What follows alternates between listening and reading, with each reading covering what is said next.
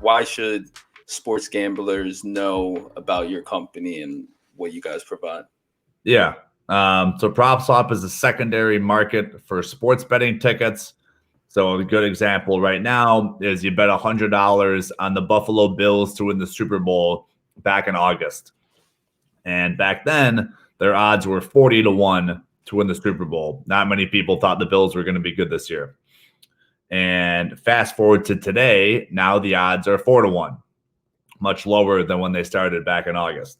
So if you have this $100 ticket, people are willing to pay you for that today. So, say your $100 ticket, fast forward to January, is now worth $1,700, right? You have a decision to make. You can sell that $100 ticket on our website for $1,700. Someone in California will buy that from you, or hold on to it and hopefully it wins.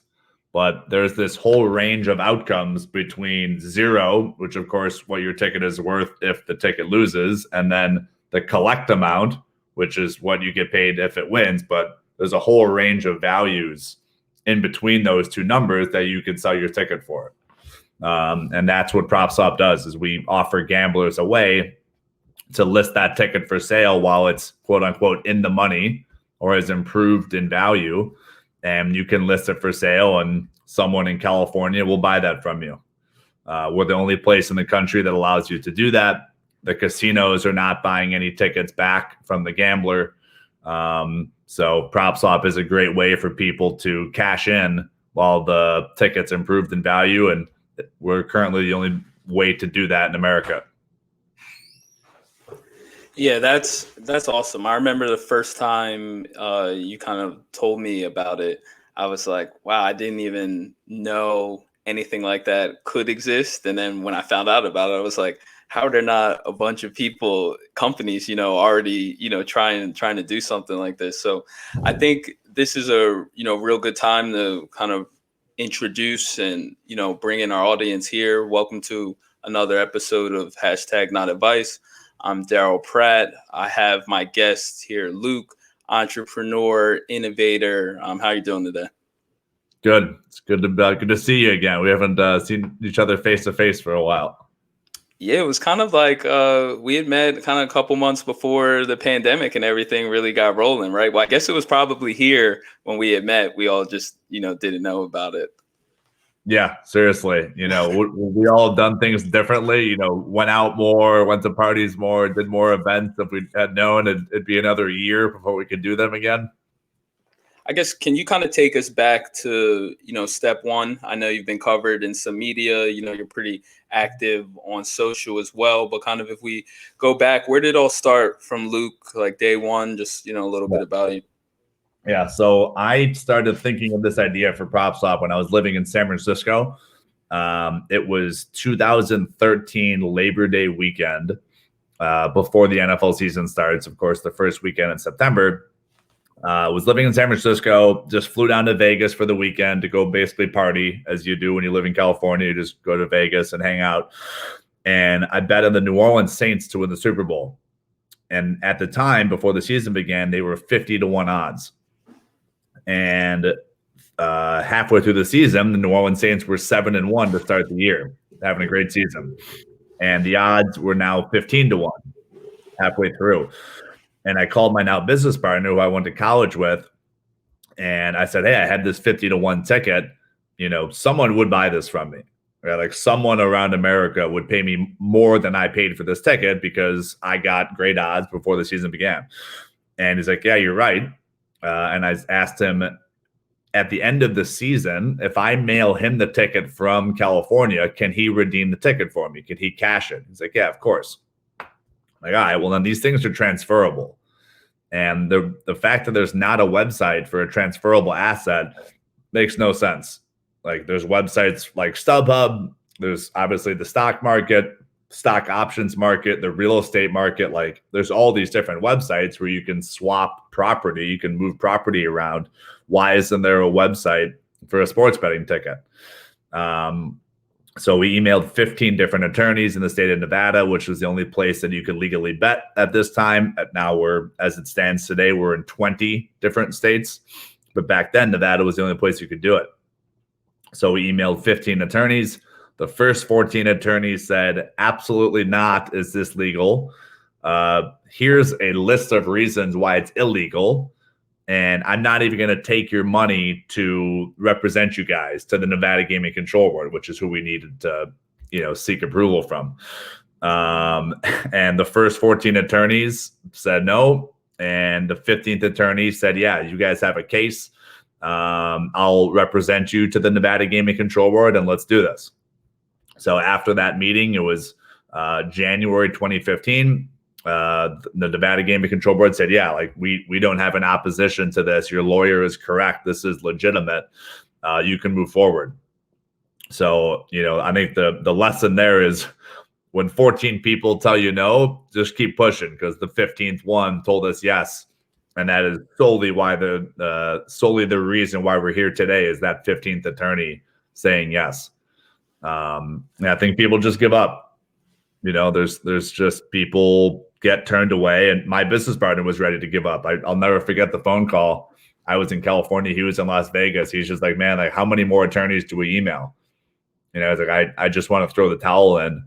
And I was like, look, like, we know we're right. Like, we know that we've studied the Nevada laws, and we know it's legal to sell this betting ticket. Like, there's nothing in the Nevada regs that say you can't do this. So we did our homework.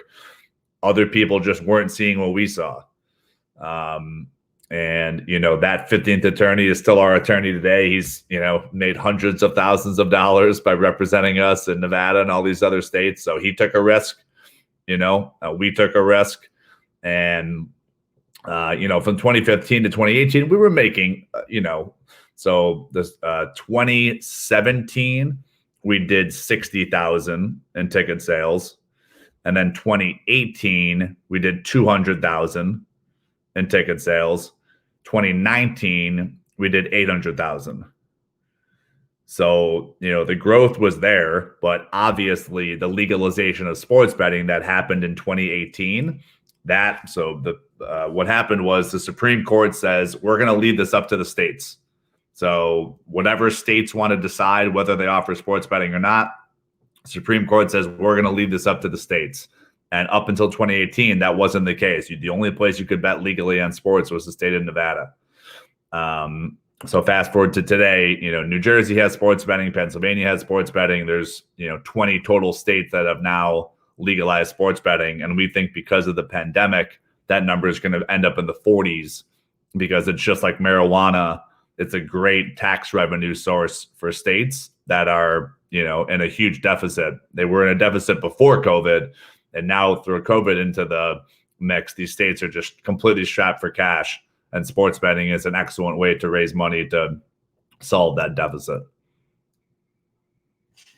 That was a great, just kind of testimony, like your story. And I feel like every time I have someone on the show, I need to get like some kind of flashing hashtag not advice, like warning or something like that, because a symbol, because that you went through 14 trained attorneys that are, professionals in their field, told you basically, no way, you're crazy, never going to happen.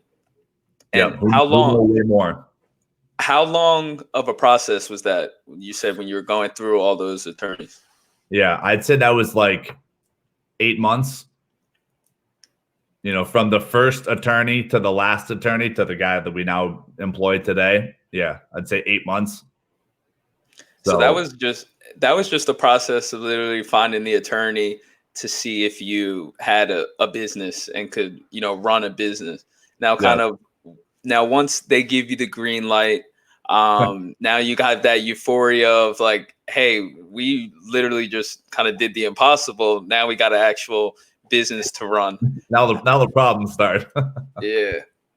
So can you take us through, because a lot of our audience are entrepreneurs, people starting, small businesses that have big ideas and things like that. So it's kind of like you had that breakthrough where you had that ticket and you realized like, oh, this is, a solution to a problem that's not there. Then you run into some roadblocks. You kind of get past all of that. Where do you go from there?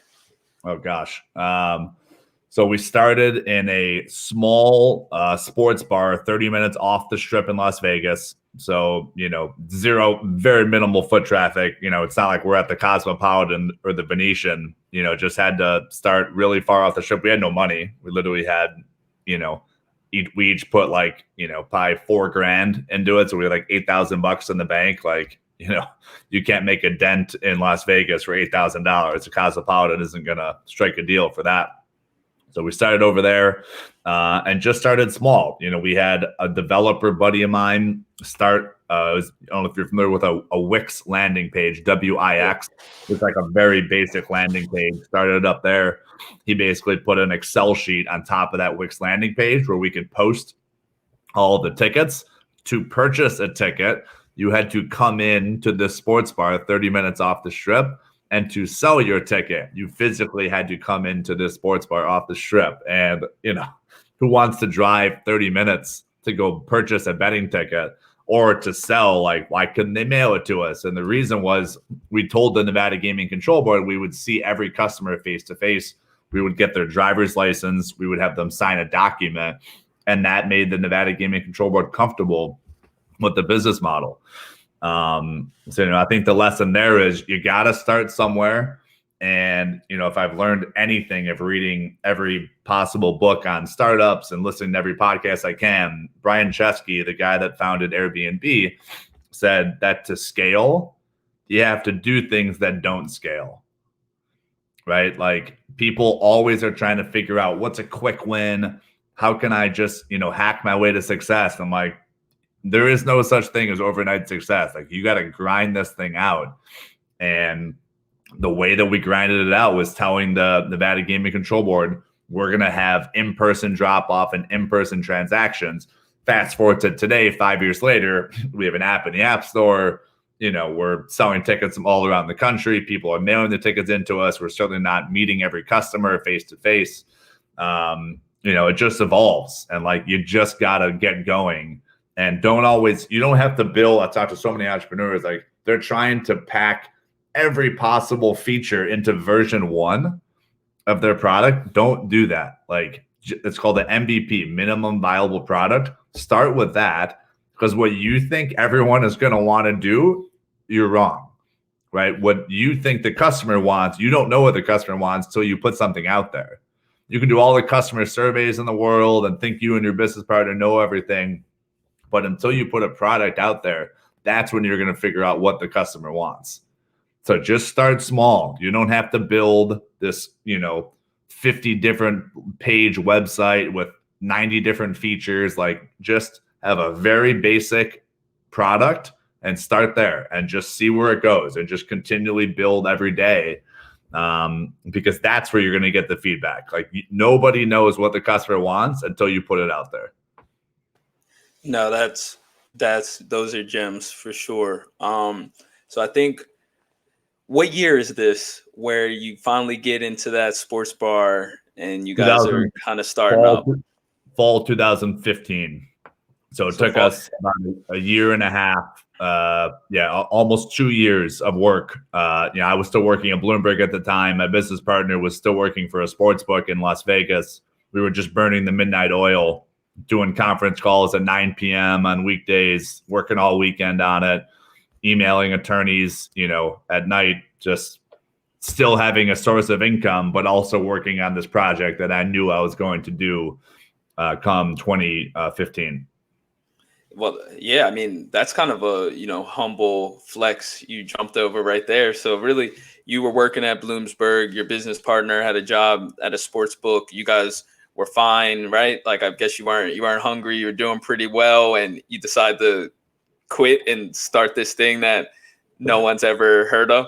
Yeah. I mean, you can imagine, my grandparents who, like, it was, the job of a lifetime to some people, 6 figures, traveling to Orange County and Los Angeles, living a dream, literally flying to, New York City and London on the company's dime. I mean, incredible job. To go move to the desert in Las Vegas and start a sports gambling website. Like, my parents and grandparents, they didn't get it. And they probably still don't get it, 5 years into this thing. I still don't think they grasp exactly what I'm doing. Forbes and ESPN and all that didn't sell them?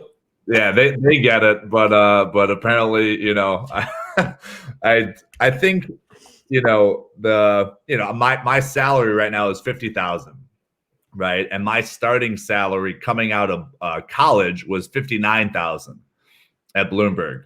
So I think that's probably makes them have concern that, like, even though we've raised almost $4 million by this point, I still, like, I don't need to travel to Europe, and take Europe vacations and eat at steakhouses. Like, I can eat peanut butter and jelly, and, like, I live in Atlantic City, New Jersey, like, it's not the most luxurious city in the country, but you gotta do what you gotta do for the business. And, like, I'm fine on $50K a year. The business needs the money more than I do. That's how I view that. So, point being, the grandparents and family were pretty questionable that I was quitting that job. And, it's worked out so far. We still have a long ways to go, but, $4 million worth of investors have agreed that this is a legitimate business. So you go 2015. How long did it take you guys, you think, to start really picking up steam, and then I guess going to that point where you're like, hey, we need to start, raising some capital? So we did, at the end of 2015, we did a friends and family round. We raised 50,000. So 10 different people gave us $5,000. My business partner's uncle, my best friend from high school, you name it, just asking everyone, hey, we want to start this company.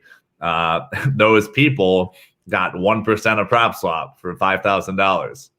1% of Propswap today will cost you $140,000. So, pretty good deal that they got. Nice return right there. Return for them. So, just ask everyone you can, is what we did. We raised $50,000. Gosh, that lasted us. We did a little bit of radio advertising because, like, what good is setting up in this sports bar if no one's going to come in and sell a ticket?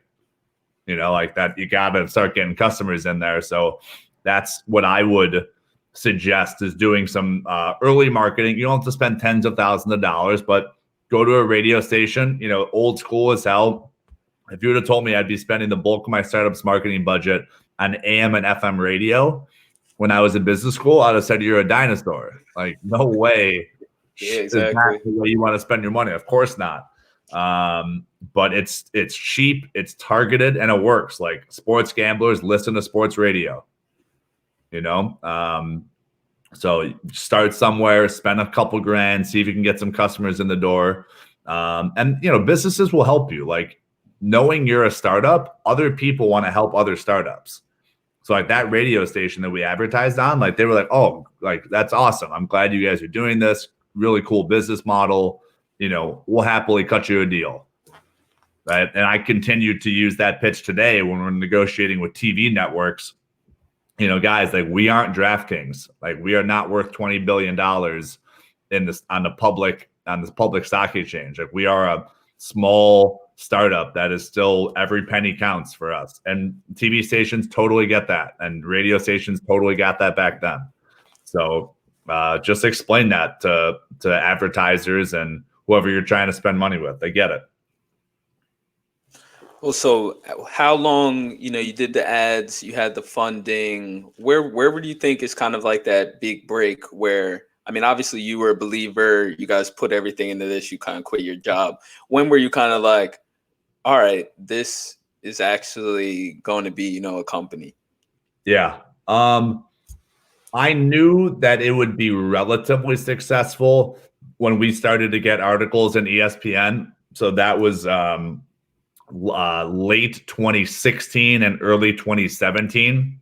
We started to see, so this Lamar Jackson ticket, this guy bet $100 on Lamar Jackson to win the Heisman. It was when Lamar was the quarterback at Louisville, his alma mater. And a guy bought that $100 ticket on Propswap for $4,000 in October. So halfway through the season, he sold it for $4,000. The guy that paid $4,000 sold it again for $9,000 2 days before the Heisman ceremony.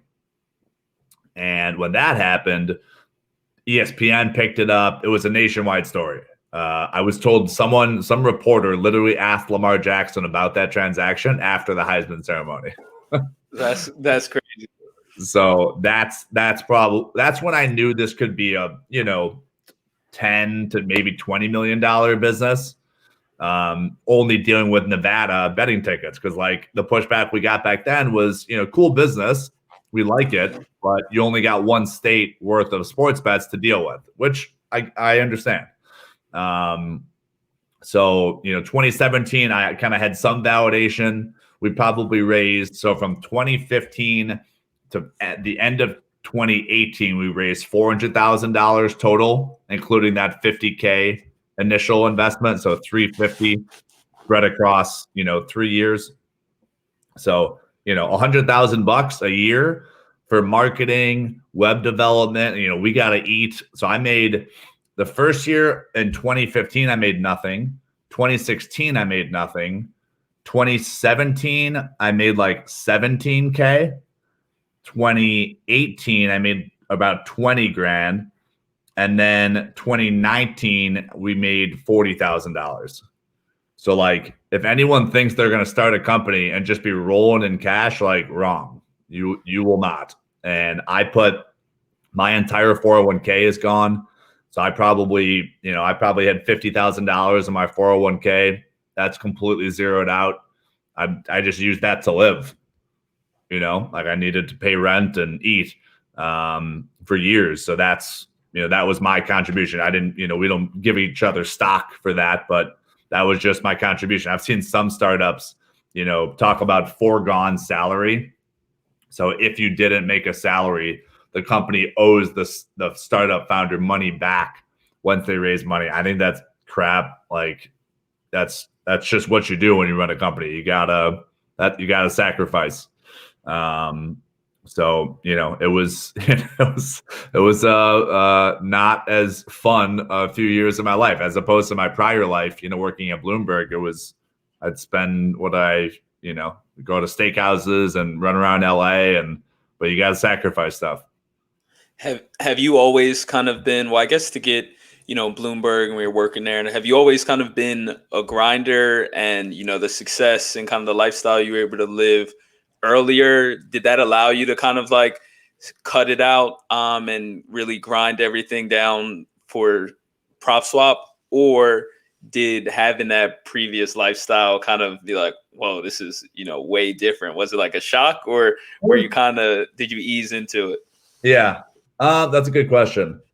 It was more of a shock, I think, because I had that lifestyle. It makes it sting a little bit more. My business partner, he wasn't making a ton of money working for the sportsbook in Las Vegas. So, life wasn't a ton different for him.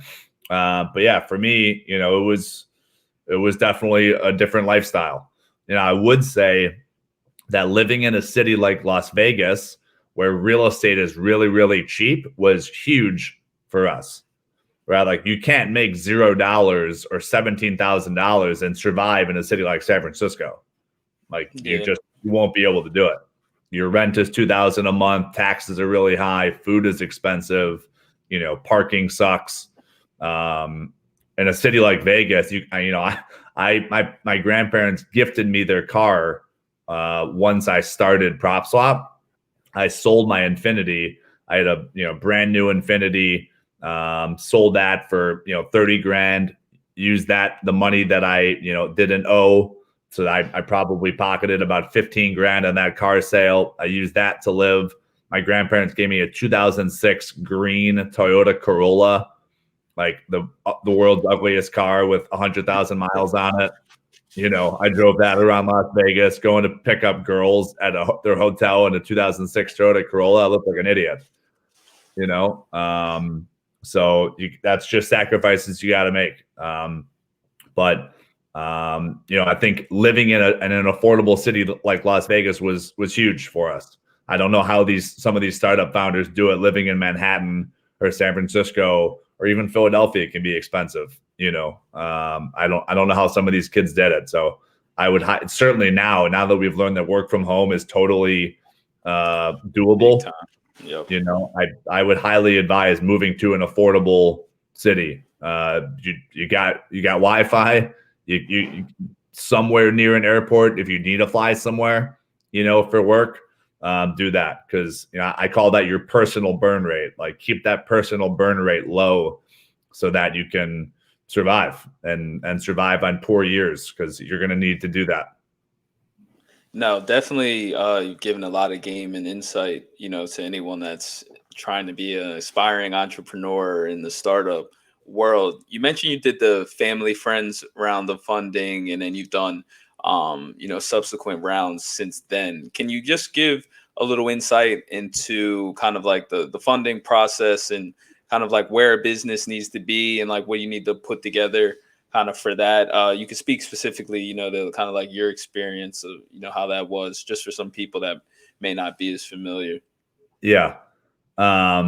So, you know, from that 400,000 that we raised from 2015 to 2018, that was all friends and family. So the advice I could give for that is, if you don't ask, you're never going to know. And when I first started Propswap, I only asked my really, really small circle of friends to invest and family, because I just thought it would be awkward to ask people that I didn't know, you know, really, really well. Like, you know, my 13th best friend versus like my first best friend. It was just kind of like, I just wasn't comfortable doing it. But, you know, my chips were committed, right? Like I pushed all of my poker chips into the table and quit my job. And if I was invested, they wanted to be invested. Like they trust you, your friends trust you. And I just never asked my friends to invest. And then all of a sudden I started to do that. And they're like, look, Luke, like we're best friends. Like I trust you. Like here's 10 grand, right? Like go get me 100 grand in a few years. Like I think you've sacrificed a lot. I see that. I'll back you, you know? So, you know, ask is my advice. Like if you think that it can work, and you know, the first question they're going to ask is, you know, how much money are you giving yourself? Which investors love that I make $50,000 as a 32-year-old entrepreneur. Like investors love that. Yeah. Because it shows like I'm not in this to make a quick buck. Like I'm in this. Like I've sacrificed stuff, so I'm trying to make this thing work. So, you know, sacrifice some stuff, put your own money in first, you know, until you have zero in that bank account. In my opinion, like you're not committed. If you have a nest egg still and you got 30K sitting there in your 401k, your E-Trade account, like you're not, they call it pot committed in poker. Like you're not pot committed. Put every chip you have in that business, because if you think it can work, then show, you know, then show investors that you think it can work. So my advice would just be ask your friends, ask your family. You know, we would, you got to be careful with advertising. So you can't advertise a private fundraising because the SEC doesn't allow that. You cannot post on your company's Twitter or email your company's database and say, hey, we're looking for investors. What you can do is go person to person and email your own network, but you can't advertise a fundraiser. So you got to be careful with that. We tried to go down that road, and our lawyer said, no, you can't. You can't advertise that you're fundraising. If you do, you have to register with the SEC, and that's a whole process. And it's a very expensive process, and it's a labor-intensive process. So you just got to ask your friends. I think that limits the investors that you can get, right? Because I think you Yeah. have to be a credit investor. I think you have to clear like 200K. So good question. You can have per year up to 40 non-accredited investors invest in your business every year. So that resets. Okay. So 2020, you can have 40. And then for 2021, you can have another 40. My attorney has told me, be very careful, because if someone's close, so say you're on investor number 41, and they tell you they're accredited, but maybe they're not, just be careful. So my advice would be stick to like 2025 non-accredited investors, people that make, so the rule is if you make $200,000 in 2 consecutive years, you're considered accredited, or you have $1 million in assets, excluding your primary home. That is the rule in the United States for whether you're an accredited investor or not. So my advice would be, when you're taking non-accredited money, people that make less than 200K over the last 2 years, who have less than $1 million in assets, stick to around 20 to 25 of those people per year.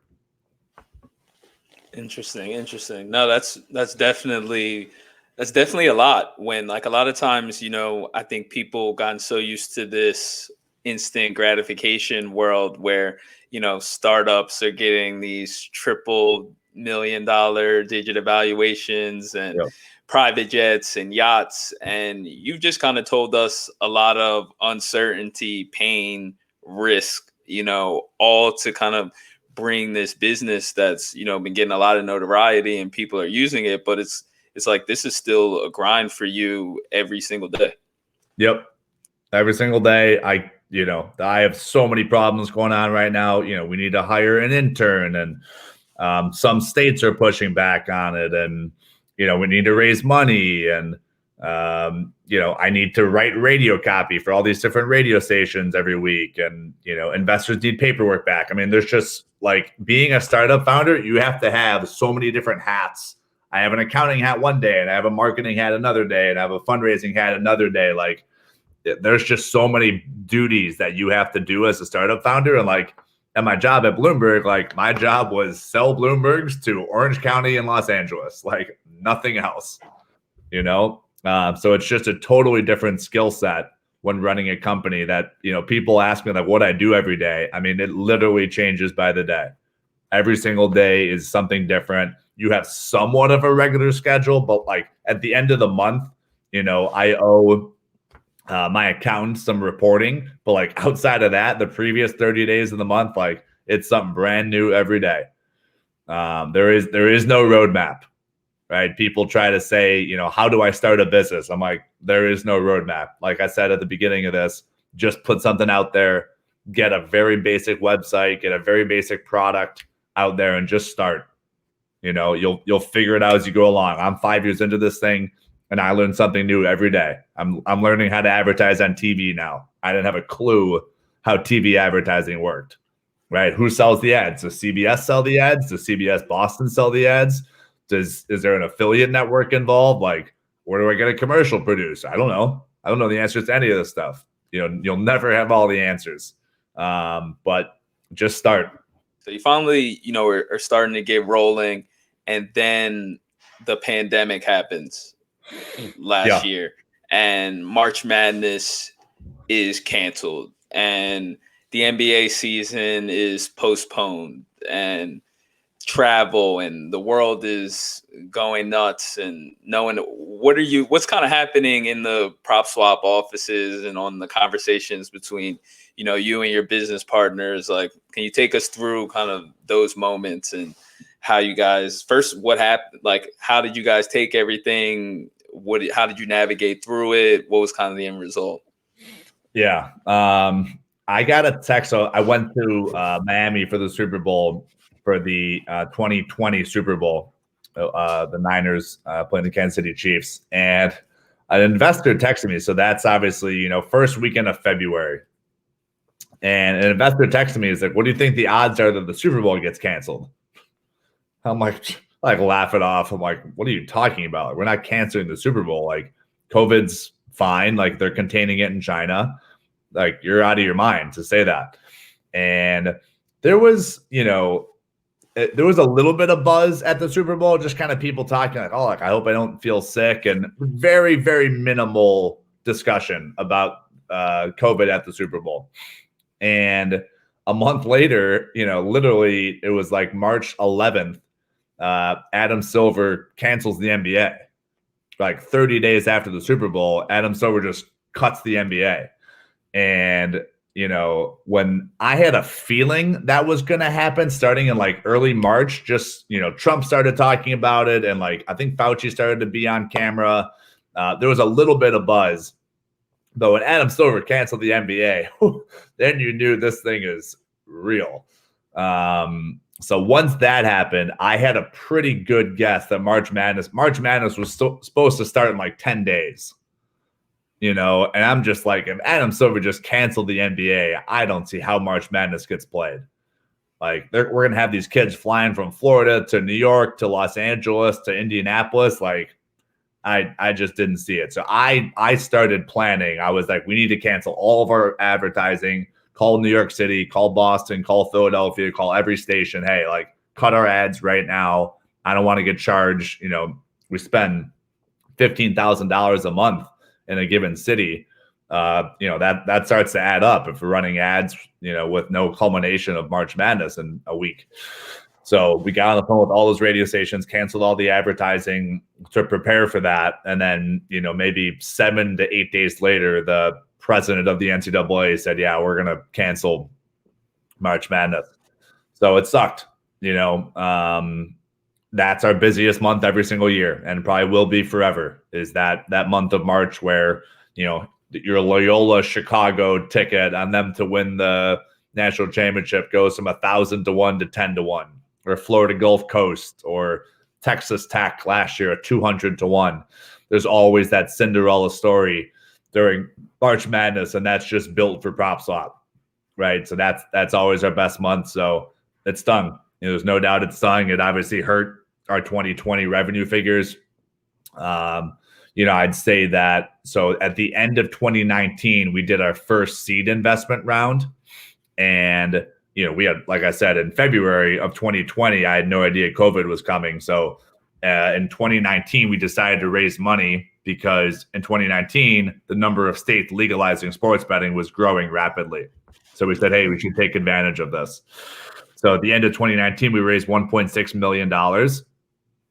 And if we hadn't done that and, continued with like 100K in the bank, which is about what we had before that fundraise, and then COVID struck, I don't know that this business would still be here. I really don't. We got to pay our developer who, needs to keep the website running. You need to pay Amazon Web Services, and, Ian and I need to live on something. My co-founder, like, we need to pay a lawyer to continually, send regulatory bodies updates. Like there's expenses just to keep the website up and running. And if we hadn't done that fundraise at the end of 2019, I'm not sure Propswap would still be here. So from that perspective, we were extremely blessed that we timed that fundraise the way we did.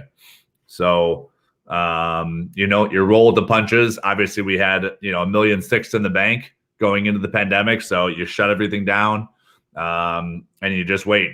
And, so remember that, with March Madness, if you have, let's say you have $100, 500 to 1 San Diego State ticket, and you sell that $100 ticket on Propswap in January for, let's say, $2,000, right? $100 ticket is sold for $2,000 on Propswap. When the casino heard March Madness is canceled, all the casino is paying back is that $100. Right? Oh. Casino doesn't care that it's sold for $2,000 on Propswap. Cool. All we owe is that $100 back to the seller. So we're like, oh boy, like, what do we do? And we put out a giant email, and I've made friends with a lot of our customers by now. I said, hey, I know that you just sold your $100 San Diego State ticket for, $2,000 on Propswap. Would you be willing to repay that money? And, we'll take care of you next year. We'll give you a free commission sales for 2021 March Madness. We'll give you gift cards. We'll take care of you guys. So there was probably about $100,000 worth of sales that we needed to unwind last year. And about 60K of that, the sellers agreed to pay us back, which I was absolutely shocked that a seller would say, yeah, I got paid for this ticket in January, and now it's March, and you're asking me to take money out of my pocket and give it back to Propswap. Absolutely shocked. Now, granted, there were a couple different guys who gave us back $10,000 each. So that made up a lot of the 60K, but there was dozens of individuals who had pocketed 1,000 or 700 or 400 and said, yeah, I'll give this back to Propswap to help make that buyer whole. So we got 60K from sellers. We pitched in the other 40K, and we made every single March Madness customer whole on Propswap. And, you know, it was pretty cool. It was pretty darn cool to see all those customers come together and just be really happy about that. So we were fortunate. A few different websites wrote a big story about that process, but overall, we were just ecstatic that the sellers were that generous to give us back 60 grand out of their own pockets. I'm sure they spent it. You know, Do you think that came from, like, had you guys been doing community building, or like kind of like a lot of that, even though it's digital, you guys weren't still at the sports bar doing face to face? Had you guys been really like, I know you said you were surprised, but I'm surprised kind of 5% of people, Totally. you know, gave their money. So like, where do you think that came from? Yeah, I think the sellers are the lifeblood of Propswap, right? You think back to like eBay in the early days. I've read a ton of books on eBay. The people that were selling like Beanie Babies. So the way that eBay really blew up was the whole TY Beanie Babies. Yeah, back in like the early 90s. And everyone was selling Beanie Babies.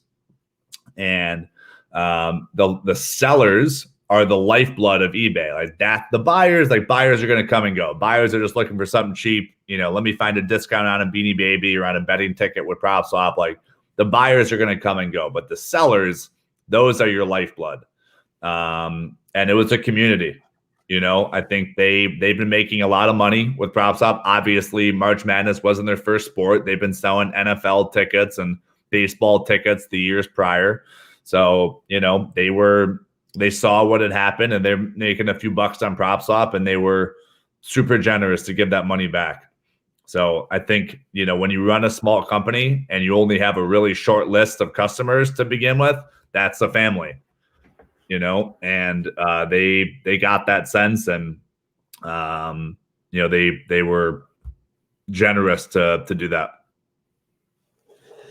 So legal, I know you said you made the decision and you guys started reaching out. What legally, kind of, what were your obligations? Because I know how you said the casino kind of, they're only paying back, you know, that $100 or so. So I guess what were kind of like your lawyers and everyone? Did you have to do the route you went?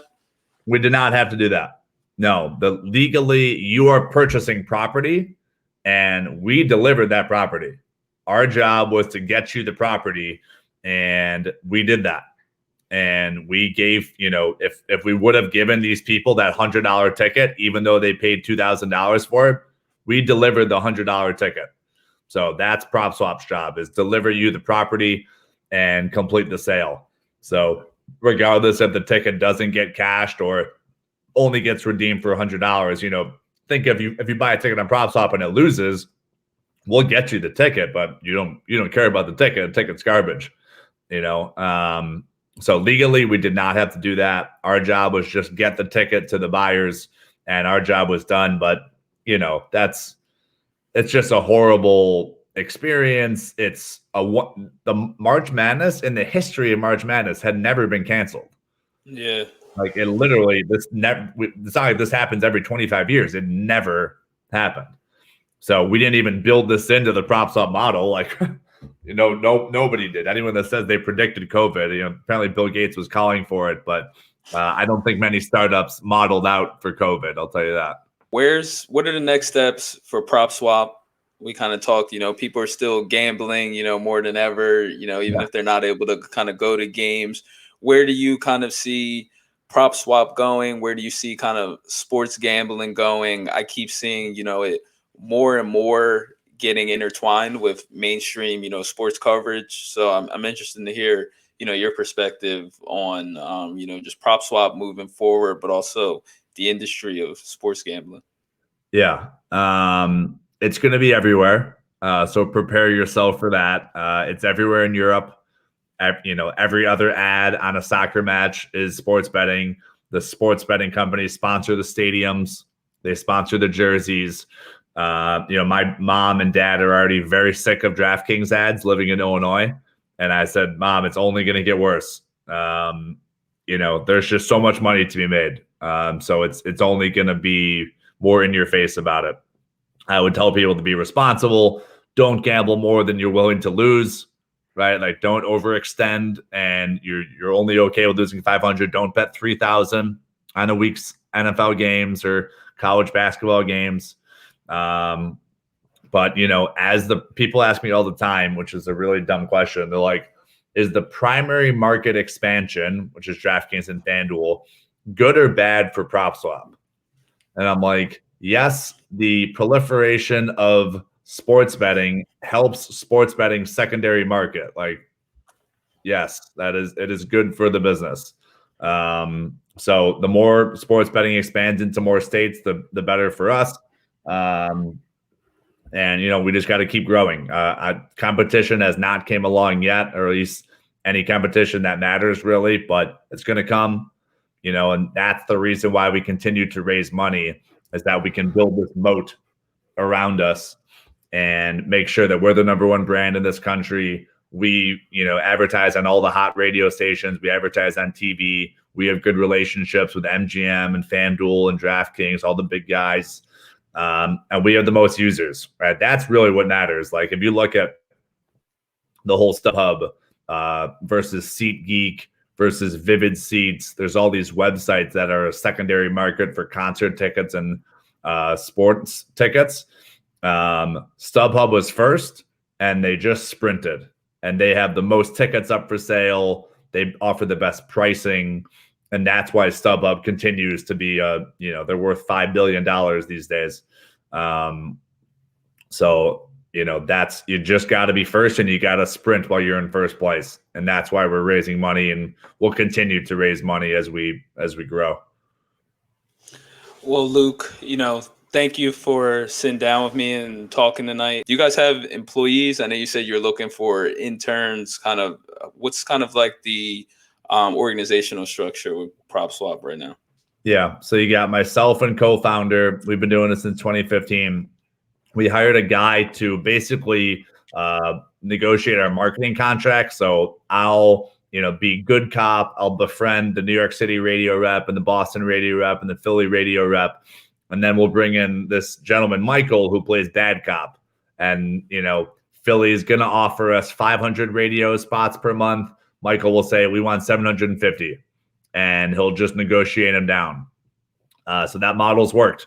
I would encourage people to hire a bad cop. You get to be the friendly person and befriend these vendors and radio stations and wherever you're advertising, or, suppliers if you have a product, and hire a bad cop and let them do the negotiating. Because it can be awkward. I've became friends with all these reps, and they take me to games, and, we have good relationships. But when it comes down to business, like, it can be an awkward discussion. So that's, I would encourage people to do that. We're about to hire an intern. We need ticket validators. So we're going to hire a guy in Iowa. So the way it works is, you have a, DraftKings sportsbook ticket. It costs $100. You want to sell it for $3,000 as your team improves. When you sell that ticket, you mail it into us so I get all the New Jersey tickets. My co-founder gets all the Nevada tickets. We have a guy in Pittsburgh who gets the Pittsburgh tickets. We are about to hire a guy in Iowa. So, if you live near a casino that has sports betting, let me know, because we're looking to hire more of those ticket collectors who can help us validate these tickets around the country.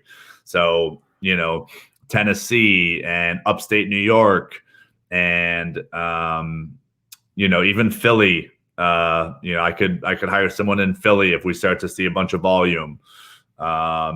Delaware, Rhode Island, all these different states that are legalizing sports betting. If you're interested in working for a company like ours, definitely let me know. All right, sounds good. Before we get out of here, how does everyone get in touch and find Propswap? Yeah, Propswap on Twitter, Propswap on Instagram. All right, there you have it, everybody. Thanks for joining us for #NotAdvice. Luke, thank you again. I'll talk to you soon. Thanks, Darryl. Thanks for having me on.